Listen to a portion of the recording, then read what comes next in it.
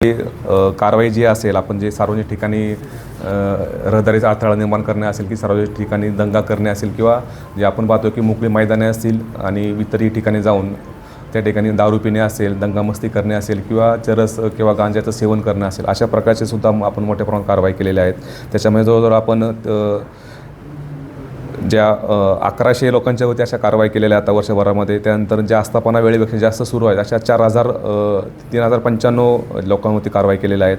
जे सार्वजनिक ठिकाणी धूम्रपान करतात किंवा त्या ठिकाणी तंबाखूजन्य सेवन करतात अशा 4114 लोकांच्यावरती कारवाई केलेल्या आहेत.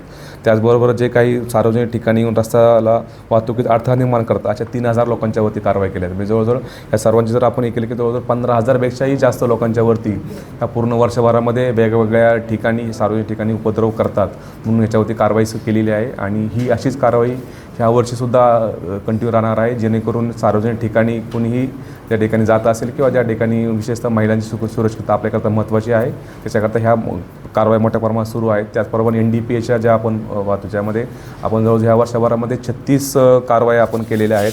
आणि ह्या पूर्णपणे याच्यामध्ये NDPSमध्ये आपण जवळजवळ 51 लाखाचा मुद्देमाल, त्यामध्ये MD पावडर असेल, ब्राऊन शुगर असेल, चरस असेल आणि पूर्णपणे गांजा असेल हे सुद्धा रिकवर केलेलं आहे. आणि अशा पद्धतीने ही पूर्ण आपली वर्षभराची कामगिरी त्यामध्ये केलेली आहे.